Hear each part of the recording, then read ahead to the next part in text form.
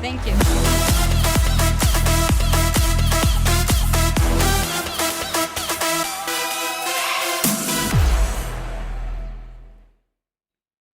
Okay, so welcome everyone.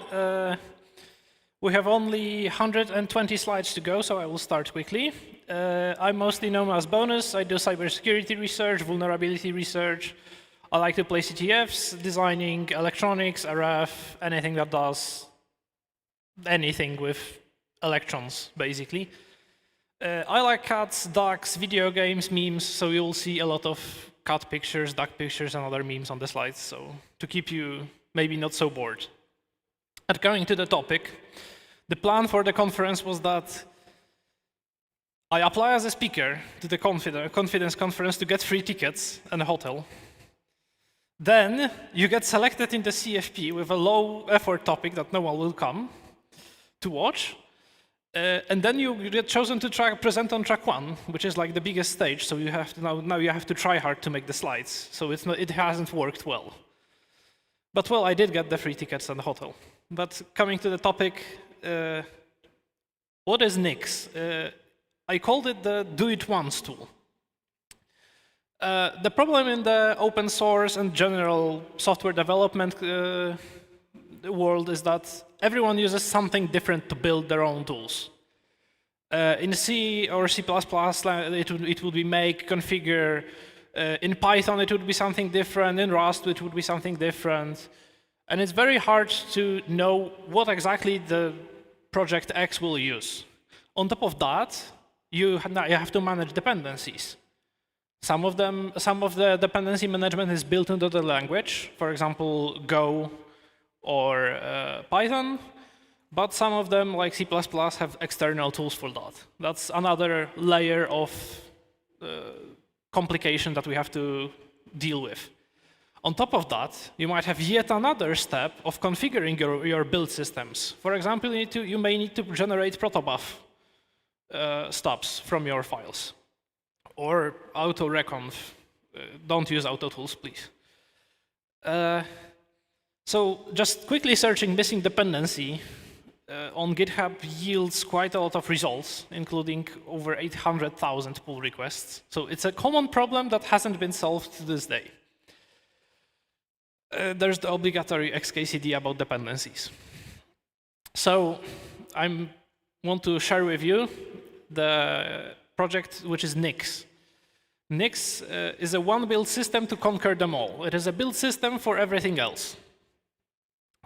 Its main feature is that it produces perfectly reproducible builds in clean environment, which means every time you build on the same source, you will get the exactly same file as the output, every single time. This has some drawbacks because, for example, you cannot have a network connection during your builds, and other issues that you will have to face on to obtain that. And all packages are read-only, which might sound not problematic, but sadly, if you think about some IDEs or random proprietary software, for example, let's grab IntelliJ IDEA, it auto-updates itself. It cannot do that when the package is read-only, so now you have to do that as well. But it protects you from malware, for example, malicious updates. That would be SolarWinds a couple of years ago, for example. It wouldn't be really, I really didn't want to make it technical talk, so I tried to avoid slides with code, but I have to have at least one slide with the code. So going quickly, this bit of code, at the top, it introduces arguments. It will take 3 arguments, for example, a build go module, which is a function, fetch from GitHub, which we'll be using later, and the library called OLM. Then we define the variable because we can. We just say that release will be 0.2.1. And then we call the function build go module. So we will probably be returning a go module. We define the package name because it's a package name. And we use the variable as a version because we do not want to repeat ourselves. Then we say that for source code, actually just go to GitHub. And it specifies that, oh, this is the owner, this is the repository, and this is the version. And again, we reuse the variable from before because we don't want to have incorrect versions in some places. But we also need to specify a hash, just in case someone would swap the release on GitHub for a different content. If someone would do that, the build would fail here. Then we need to, because now we go to the very short Go specific section where we specify the libraries, that all the libraries that we will be using for build need to have this exact hash at the end, and we pass our OLM library as a build. So this file is pretty short, and it compiles pretty complicated software, and it does it very reproducibly, in a reproducible manner, which is really nice. It has pretty good defaults. We didn't have to change a lot. We just had to specify this is the software, that will be a Golang library, and it did what it needed. However, when faced with more complex software, which we'll soon see, it is very highly customizable. You can change every single bit in that pipeline whenever you want. It has lots of examples. As you can see at the bottom of the slide, the repository has over 800,000 commits, which is a lot of examples to borrow your ideas from. And I repeat again, everything in the Nix store, which is the path that Nix uses, is a read-only, which has some problems that we will be, again, but this has to be emphasized. This is the example. There was a GitHub action, malicious GitHub action, which then created, I believe, malicious releases on some software. Nix wasn't compromised because the hashes on all of those releases changed. And Nix mostly builds everything from source anyways. This is just one way in which Nix protects your software stack, even across your entire company. This is an example of a very complex application. This is ComfyUI, which is a web application with a backend that does neural network processing or deep learning. And anyone who dabbled in any Python with complex AI knows that compiling that together with all the GPU extensions such as ROCm or CUDA or Intel support is a lot of hassle. On Nix, it is just one argument to the package. The argument is called with CUDA, and that's all. You just need to pass an argument. Yes, I want with CUDA, and that's all you need to know. All you need to do, because someone already packaged this application for you. And why would you want that? Because Nix is the single biggest Linux package repository in the world. I haven't found any reputable data about snap package count. I did find Flatpak, but I don't really think it's that bad. I did find GitHub on the Wikipedia saying that they have over 171,000 packages, which is honestly a bit of a trick or a lie, because most of them is just the same package for different architectures, which Nix can also do, but they don't specify that. So GitHub has more around 30,000 packages.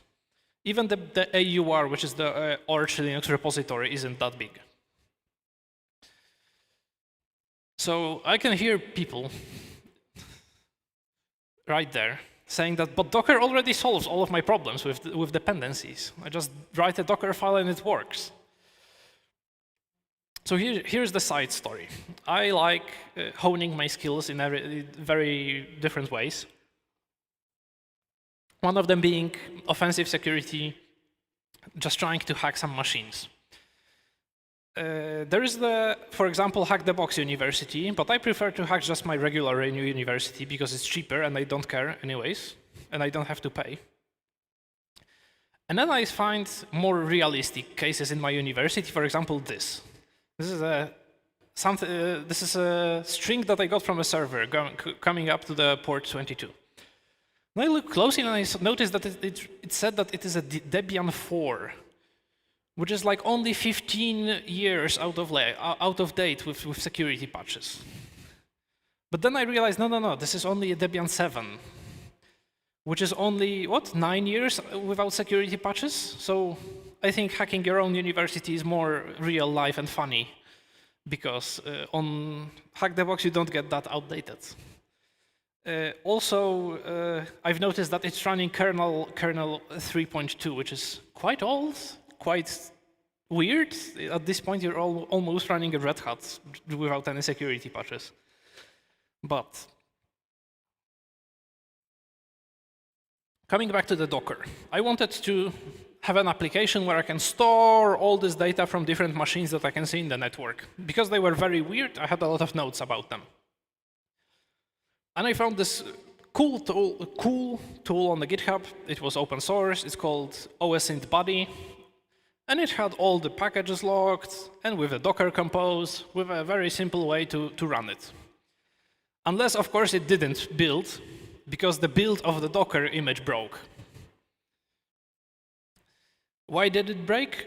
Because the Docker compose was using a Docker file, which was building a Python library, which was building a Rust library, which broke.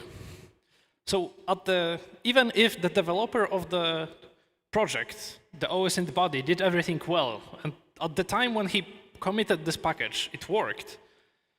But by the time 2 weeks later tried using it, it was no longer usable for me. And I spent 10 minutes trying to fix it, and it wasn't worth it.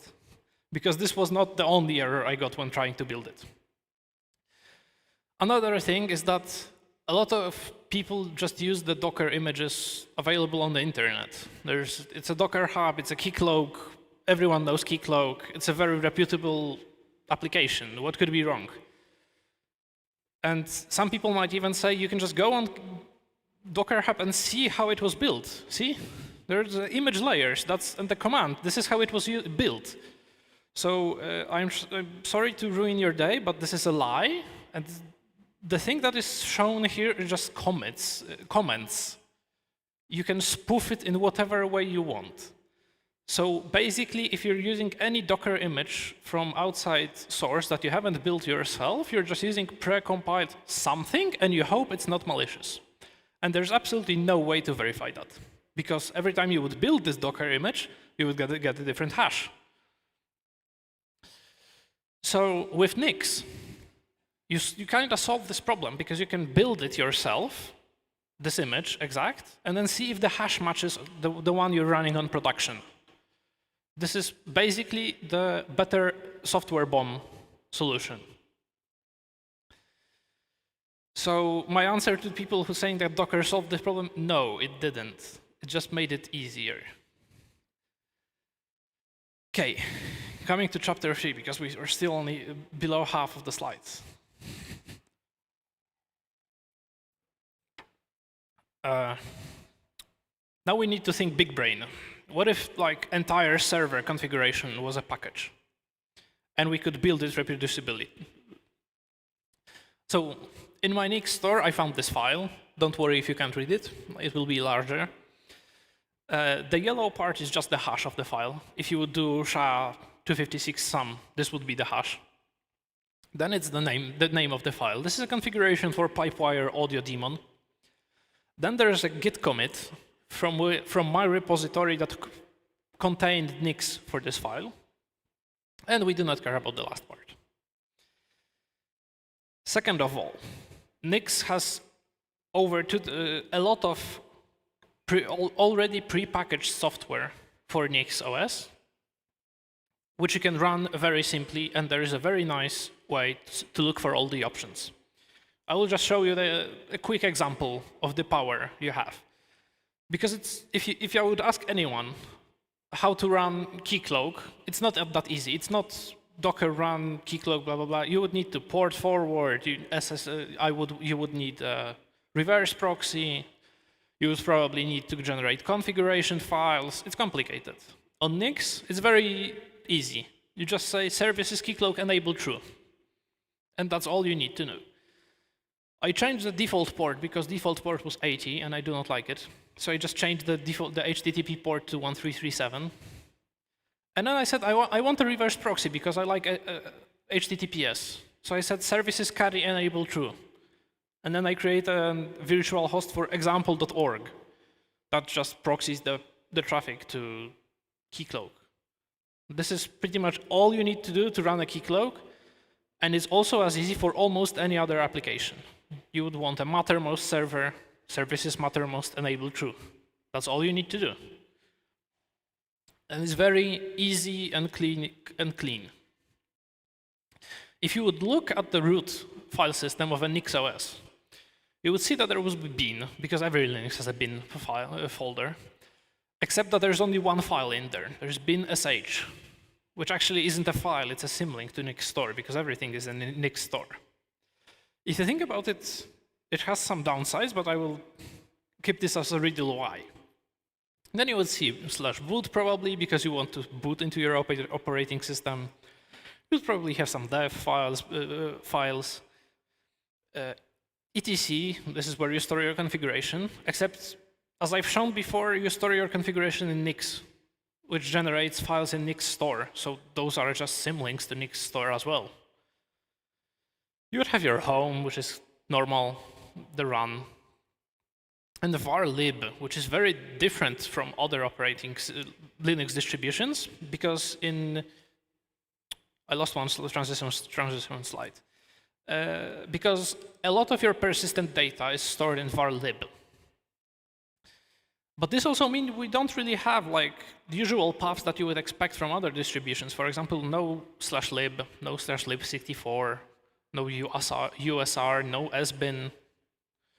So Linux administrators really need to change their mind here.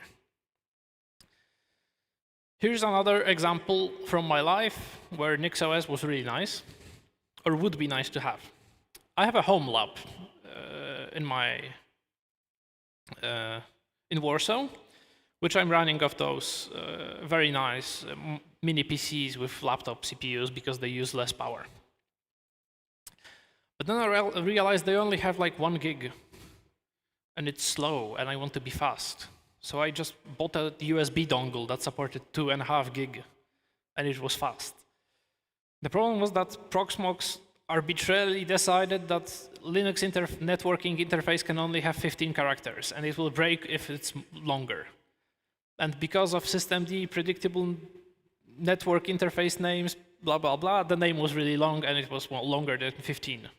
Linux had no problem with that, just arbitrary software limitation.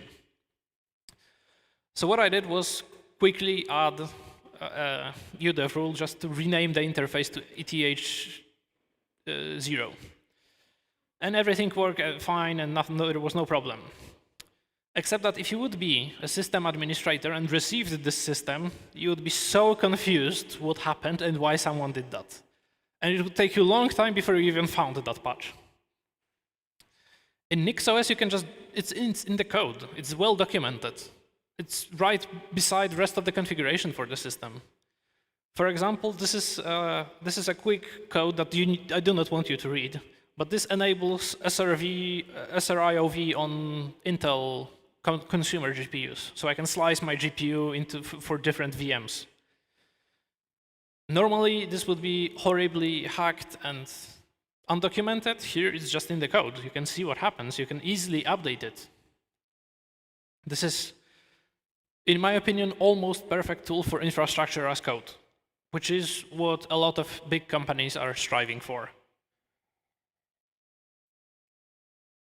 Because administrating systems, if you're only one person and it's your personal system, it's not a problem. But when you reach the limit of one person and you need to have more administrators, this is a perfect way to document stuff between them. There's also this fun way, the fun thing that you can build on one system. So for example, here I build on Builder, but I deploy the system on a different machine. So I can have a very powerful machine which builds really fast, and then one very cheap machine. It can be a virtual machine on, for example, cloud services, which can have way less resources. It wouldn't be able to auto-update normally. But here, it's not a problem, because I don't know where the slides is, so whatever. Because you only need to copy the files, and the process of update is really cheap, because all you need to do is swap the symlinks around to the Nix store, and that's it. There are other security implications that you can do by using NixOS. First of all, NixOS is very bare. There's very little packages running on it, which reduces your attack surface. Second of all, you can test your configuration, and not only like test your application, you can test entire system deployments. This enables you to test in a continuous way if your IP tables rules are correctly set up, which is very nice. Or for example, if you have complex SSH configuration, which enables OAuth or two-factor or certificates to your SSH. This is a perfect way you can try it before deploying to production. So here's a chapter about fun things you can do with Nix, which are, in my opinion, very fun. First of all, you can run software without really installing it. Someone would ask me, what does that mean? I would say you install it temporarily until you close your window, and then it's gone. So it doesn't clobber your environment. You can run packages from very complex packages directly from Nix packages, for example, RStudio. But you can also run stuff directly from GitHub, which is very fun. If you're developing an open source project, you can just give people this one-liner that just paste this and it will work, and it's pretty secure. And your end users don't have to be worried if you have like precompiled malware in there or something like that.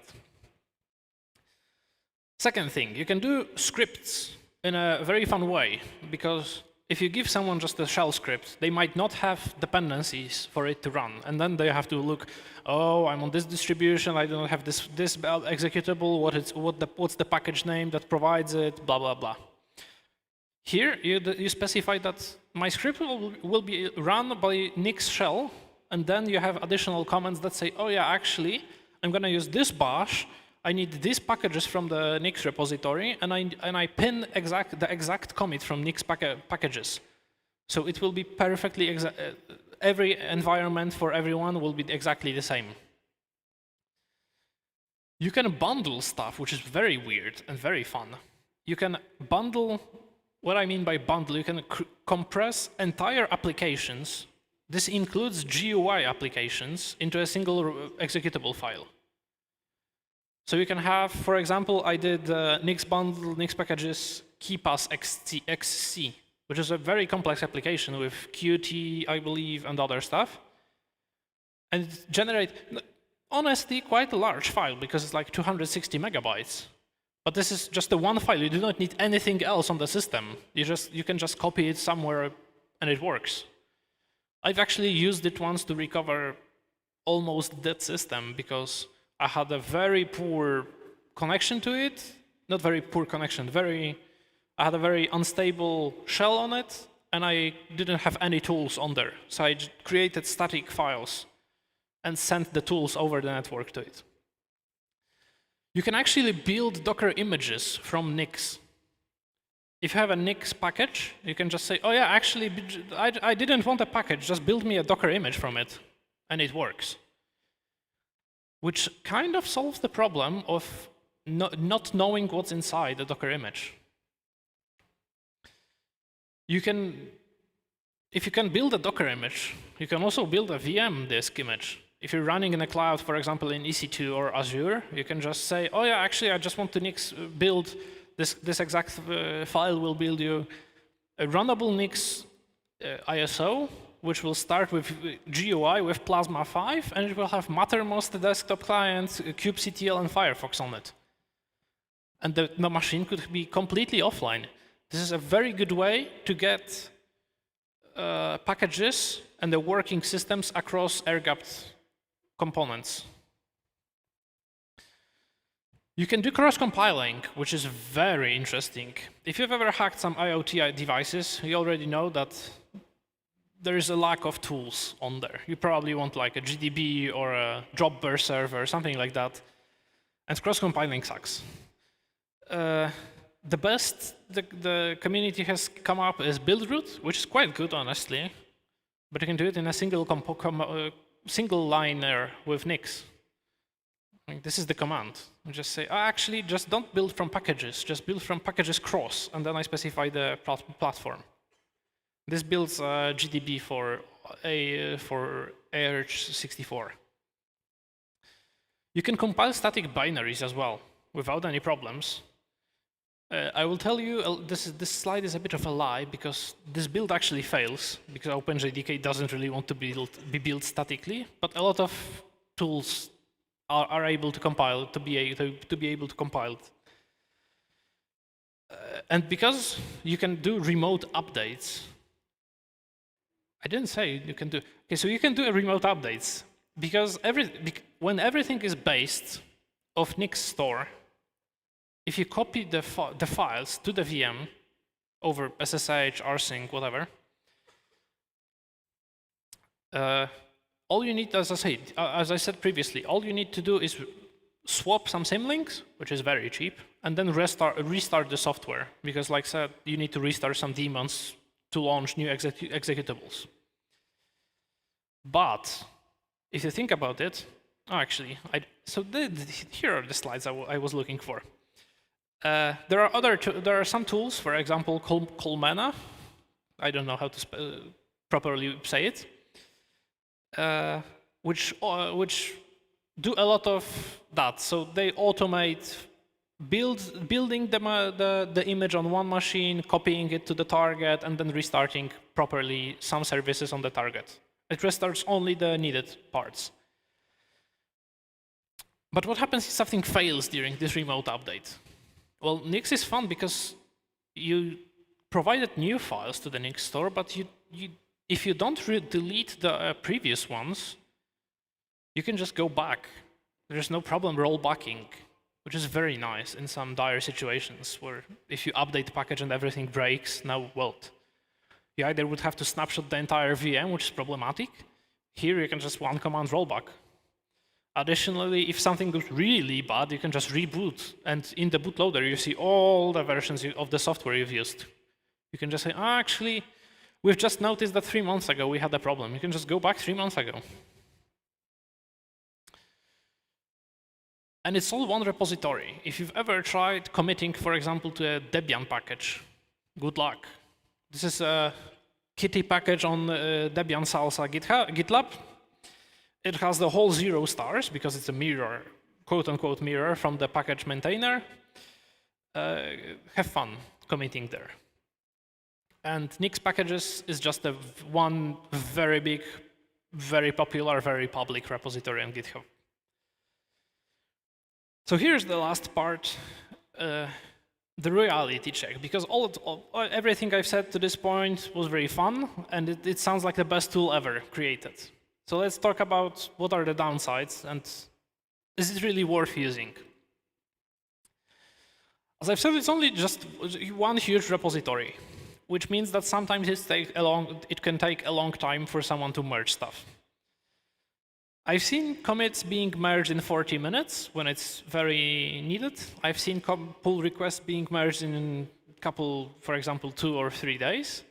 Here are my 3 pull requests which are waiting from February 9th.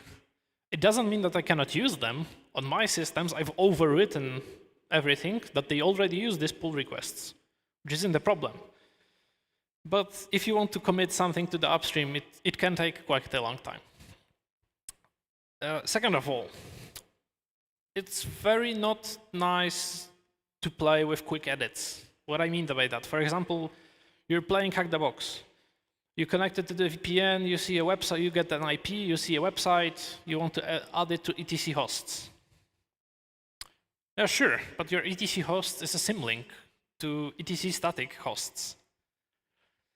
And that is a symlink to Nix store, which is read-only, so you cannot really edit it. You need to edit your NixOS configuration and then rebuild the entire system. Second of all, as I said, that there was a riddle. If you do not have bin bash, because you only have bin sh, if you find a shell script that in the shebang has bin bash, you can't really run it. You need to patch it correctly. Second of all, you cannot really run precompiled software at all, because precompiled software for Linux usually says, oh yeah, there will be this file called lib ld-linux-so. On NixOS, no, there isn't this file. You were supposed to use the correct version of the file from the Nix store. So you'll get this error, this message whenever you try to run anything that wasn't precompiled. There are ways to get around it. You can either do it properly, patch the library, build it yourself. There are other ways you can do a quick and dirty, more Linuxy environment. But it's another thing that you would need to deal with.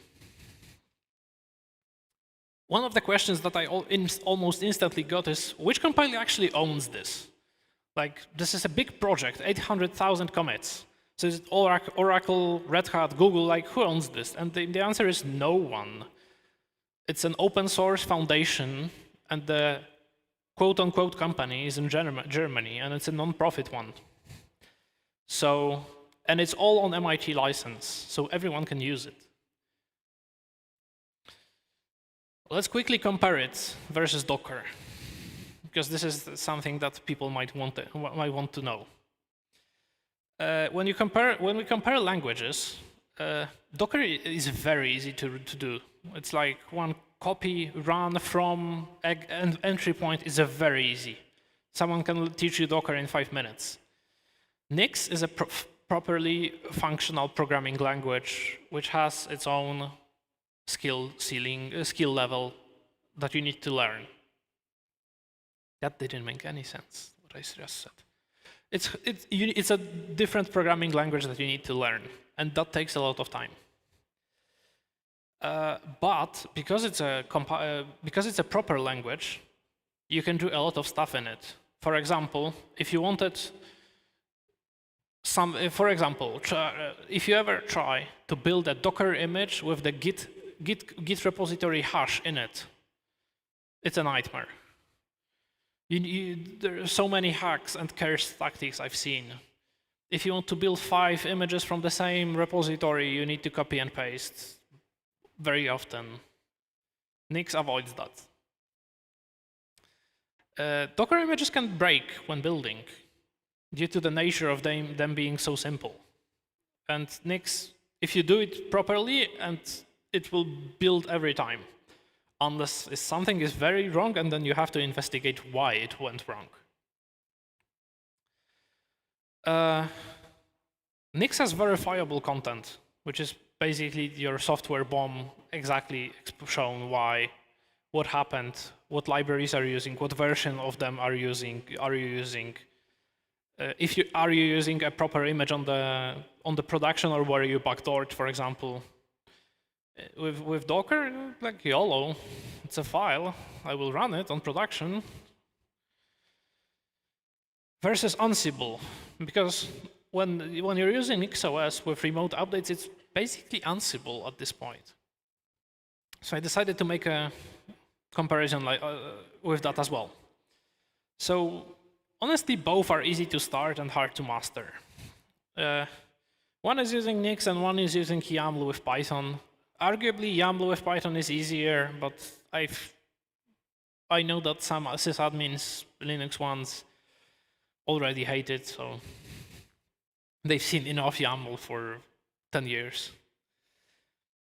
Again, Ansible is flaky. The amount of times I've seen my Ansible playbooks break in such unpredictable ways, it's almost I've had enough, and on Nix, it almost never breaks, unless you've written bad config. But you could avoid that with writing tests, but I'm too lazy to write tests for my home lab. Ansible is very slow.